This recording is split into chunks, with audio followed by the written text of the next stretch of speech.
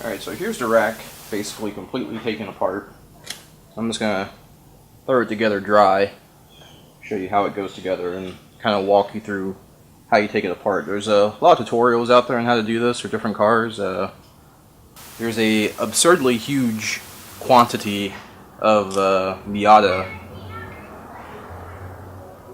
depowering videos. There's a few Honda, a few RX-7, yada yada. It's all essentially the same. Most of these racks kind of go together the same way, and I think it's because the whole patent. A lot of these racks kind of go together the same way, and I think it's because the rack and pinion is kind of a patented design. So, I'm just going to slide this together real quick for the sake of taking it back apart.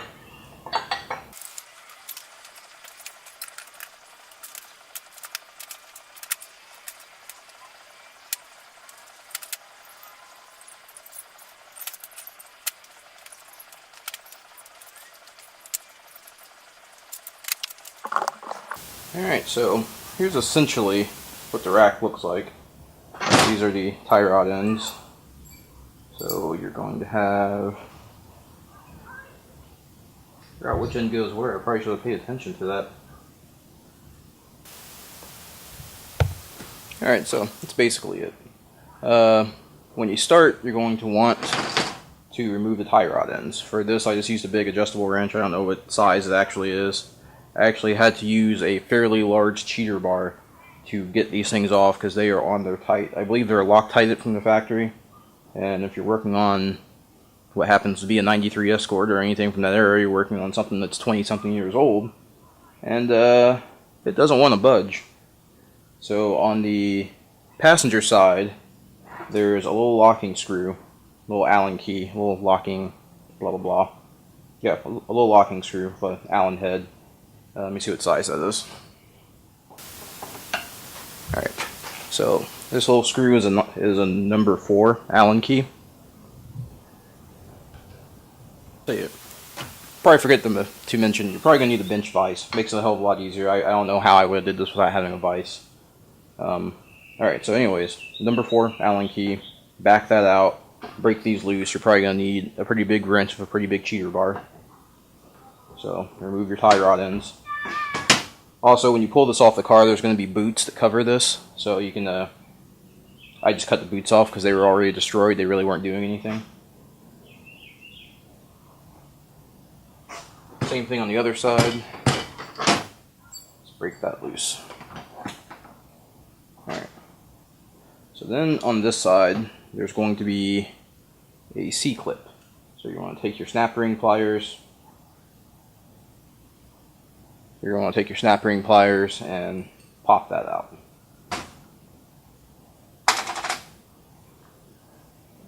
There is nothing on the other side.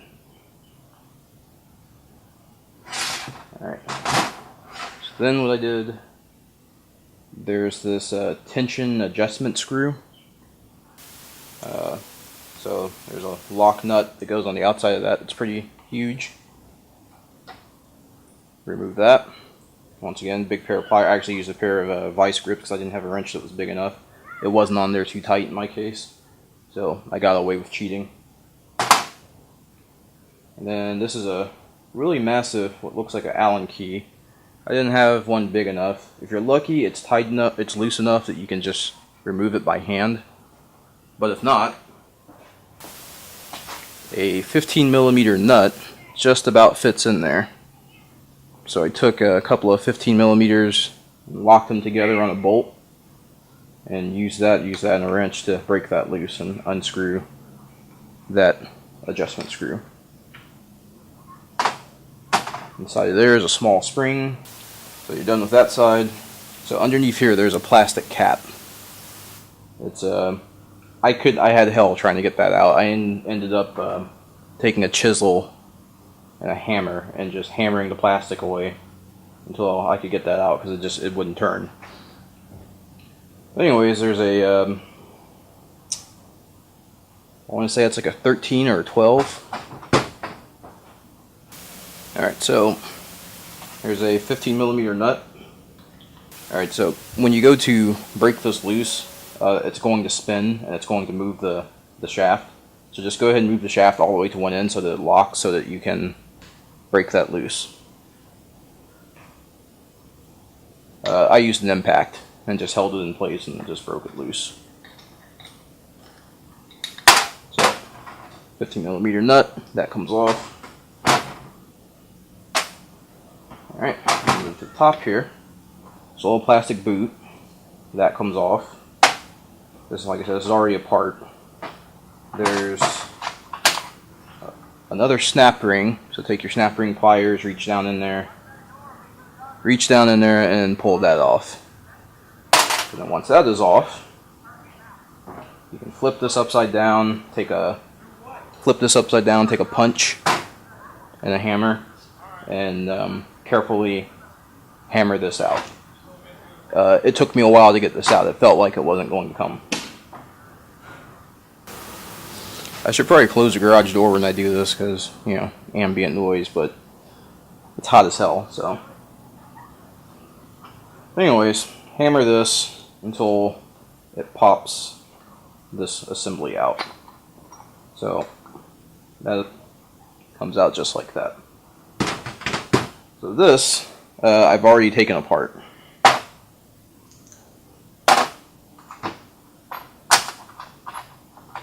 With this guy, normally there's a little, looks like it's out of focus. There's a little snap ring there. So you pull that off. And also normally, this is on there. This is called the spool valve. Technically the whole thing is a spool valve. It slides over this, but it's really hard to press on, and I'm not going to dick with pressing it back on just so I can hammer it back off. But it sits about like that on the shaft. So you have that.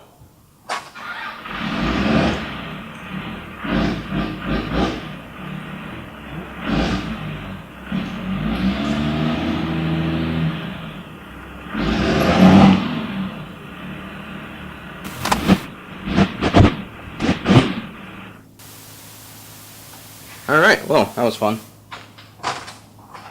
Okay, so like I was saying, this slides down over the shaft, and then you have this on top, a snap ring. Actually, no. This slides down over the top, snap ring, this bearing, and then this seal. That's how it's going to come out of the steering rack.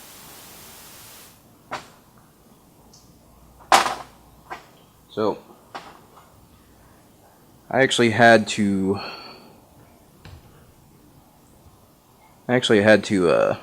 cut this guy off because it's actually held on with this pin, and I couldn't figure out how to get this pin off other than drilling it out or just cutting this guy. And since I don't need this anymore, this isn't going back in, I just cut the spool valve and then hammered it off the shaft. Alright, so here's why you have to take this apart. These two pieces are actually two separate pieces, and I don't think I can do it with my bare hands, but they move independently of each other. Just slightly. It's not a lot, but it's enough that you can feel it in the steering wheel. It all has to do with how a power steering rack works. I don't feel like explaining it because I suck at explaining stuff, so just look up power steering spool valve, and I'm sure you can find some stuff online on how they work. So, in order to get rid of that slop, I'm just going to stitch weld a couple of little spots on here so that it becomes one solid piece.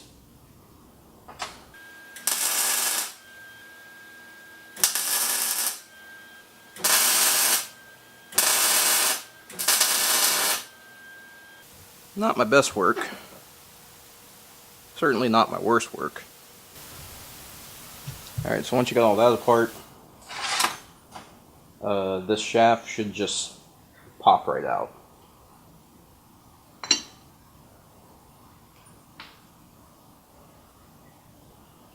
So the seal should pop right out, and then there's a that little cup should come right out with it. That guy.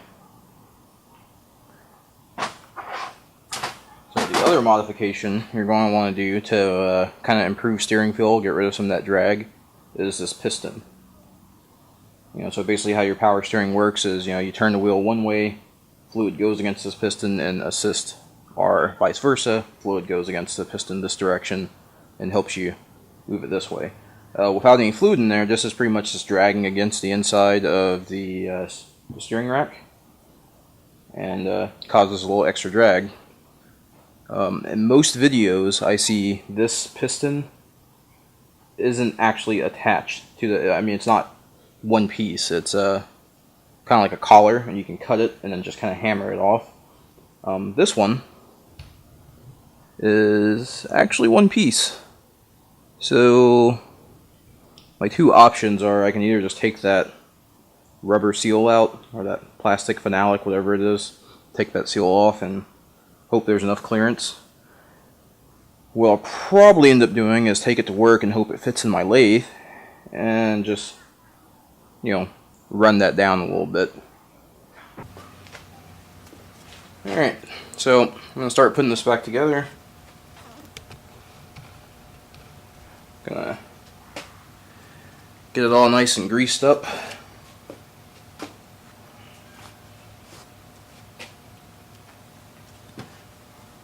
Try cleaning out some of this crud. Alright, so on this I just ended up cutting the little seal off, and there's enough clearance that it shouldn't cause too much resistance while it's in there.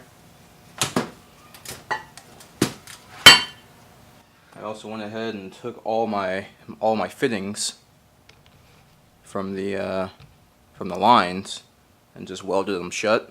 So now I have plugs. I'll go ahead and turn the fan on. It's kind of hot.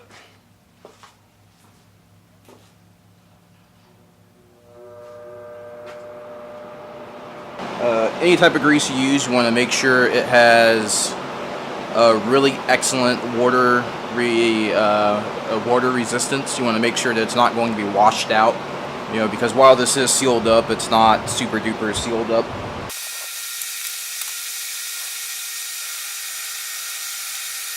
There's a bearing way down in there. Hopefully my finger's long enough so I can.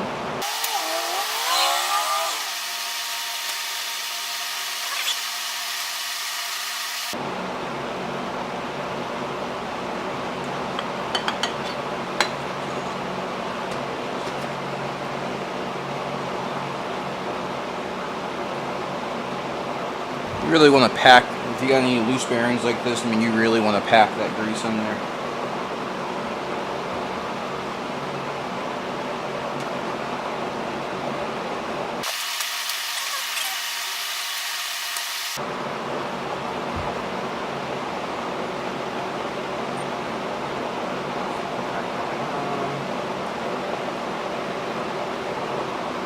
Take a socket and go ahead and tap that bearing into place.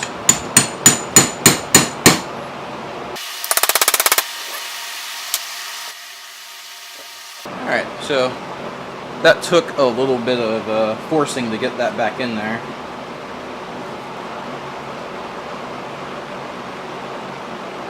So, got the seal, goes up top. Before I do that,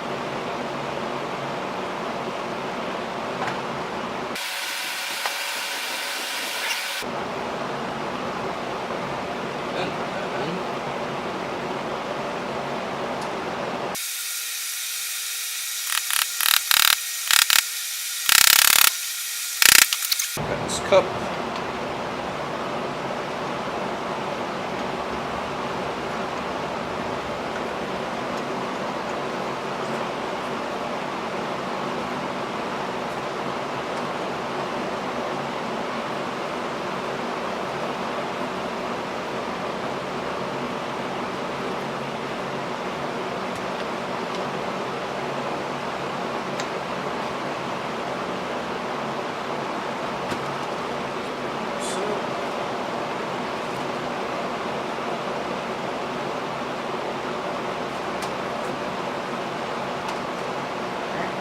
This guy controls tension against the rod here.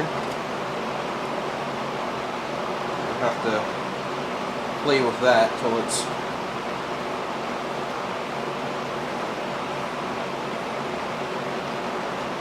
where you want it.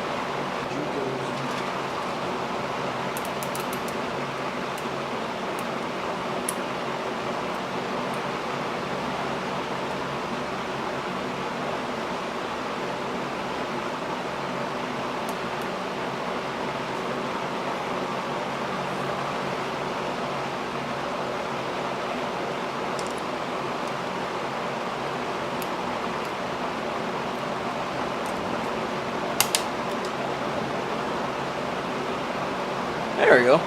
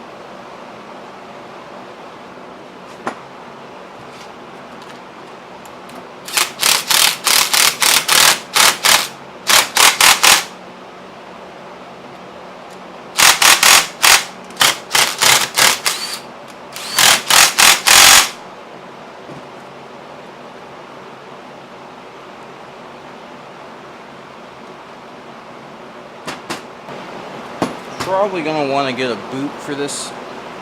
Probably want to get a boot for this side since it's, you know, fairly heavily greased.